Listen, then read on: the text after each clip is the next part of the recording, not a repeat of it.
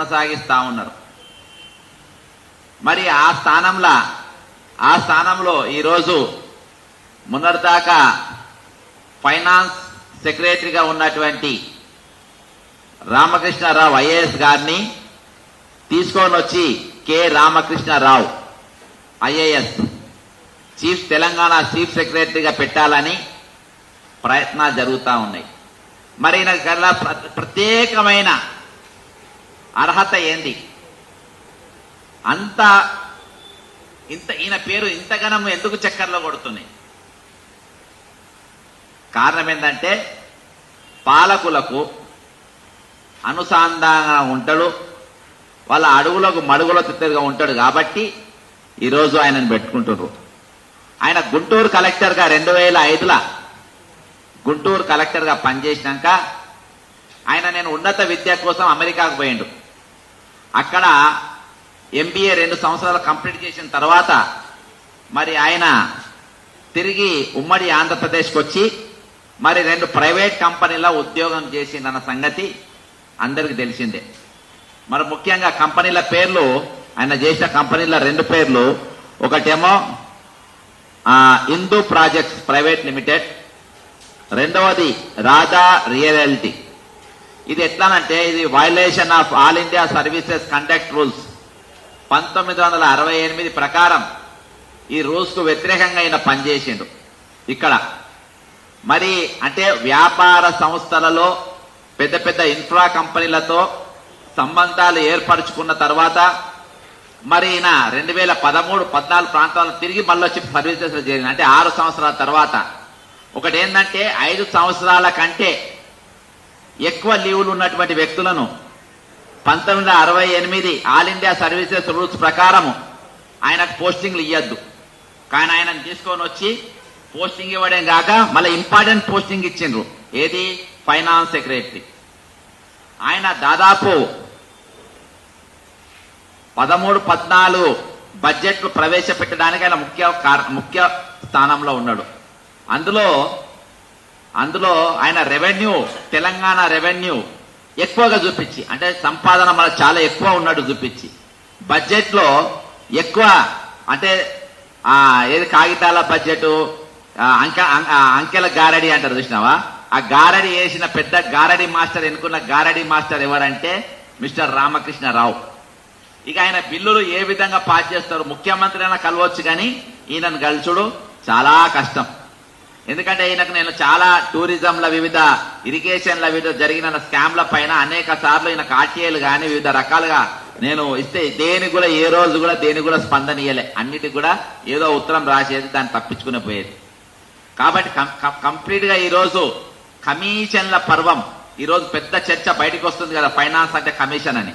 దానికి మొత్తము వత్తాసు పలికింది, దాని మూల కారణం ఈ వ్యక్తే, రామకృష్ణారావు అనే వ్యక్తి. ఈ రోజు ఇటువంటి వ్యక్తిని, అంతేకాకుండా ఈయన పీరియడ్ లా నేను ప్రతిదీ కూడా పాయింట్ ఇచ్చిన. ఇంకోటి ఈ కుబేర్ కాంట్రవర్సీలా ఈ కుబేర్ అనేది పెట్టిండ్రు. ఇందులో ఏది ఫైనాన్స్ సిస్టమ్ మొత్తం సెంట్రలైజ్ చేయడానికి దీన్ని దాదాపు 100 కోట్ల రూపాయలు సంవత్సర ఆదాయం పైన కలిపితే దీన్ని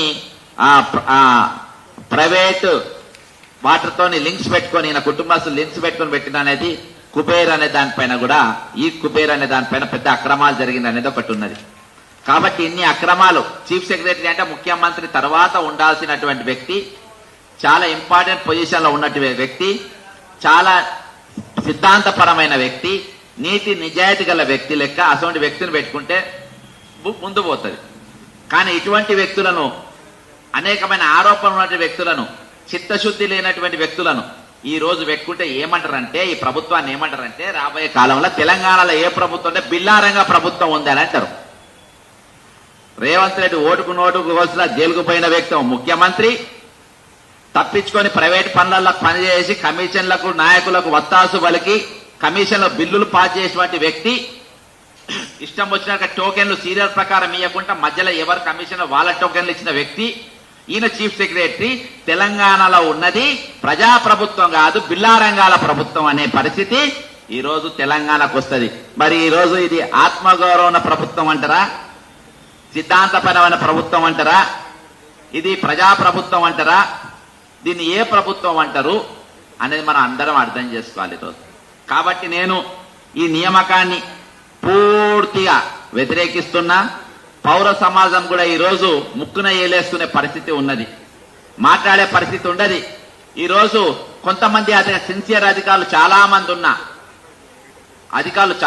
ఉన్నా వీళ్ళని కొంతమందిని మాత్రమే పేర్లిన వాడుతున్నాయి. ప్రభుత్వం రాగానే చీఫ్ సెక్రటరీ డీజీపీని మార్చిండ్రు, 6 నెలలనే ఆ డీజీపీని తీసి పంపించేసింది. ఎందుకు? అనుకూలంగా ఉంది. చీఫ్ సెక్రటరీ గత ప్రభుత్వం ఉన్నా కొనసాగిస్తుంది, ఎందుకు? అనుకూలంగా ఉందే కాబట్టి. హైడ్రా కమిషన్ తెచ్చుకొని పెట్టుకుని గత ప్రభుత్వంలో ఇంపార్టెంట్ పోస్టే ఈ ప్రభుత్వం ఎందుకు? ఏది గులగొట్టమంటే అది గులగొడతారు, ఏది గులగొట్టద్దు అంటే అది గులగొట్టరు. కాబట్టి ఇటువంటి పరిస్థితిలో ఉన్నది. ఇంకొకటి అంటే ఈ ప్రభుత్వంలో ఆయనగా ముఖ్యమంత్రి వచ్చిన దండుపాలెం గ్యాంగ్ అంటే ముగ్గురు అక్కడ సీతక్కది. ఈ సీతక్కది ఆమె ఉత్తరం రాసింది. ఆ ఉత్తరం ఏం రాసిందంటే, పంచాయతీరాజ్ కమిషనరు కనకరత్నం అనేట ఆయన చాలా బుద్ధిమంతుడు, చాలా నీతిమంతుడు.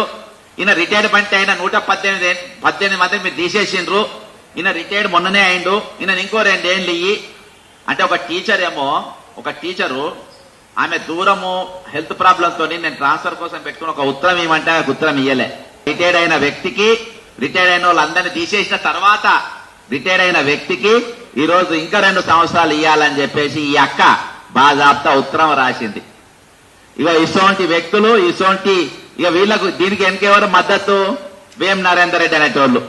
కాబట్టి ఇటువంటి వ్యక్తులు ఈరోజు ప్రభుత్వంలో ముఖ్య స్థానాలలో కూర్చొని ఈరోజు అవినీతి పనులను తీసుకొని వచ్చి అవినీతి పని అయిన అధికారులను పెద్ద స్థానం ప్రతి దానిలో అన్ని పార్టీల వాటాలు ఉంటాయి. టెలిఫోన్ స్కామ్ అవుట్, గొర్రెల scam out, TSPSC 2022 paper leak out.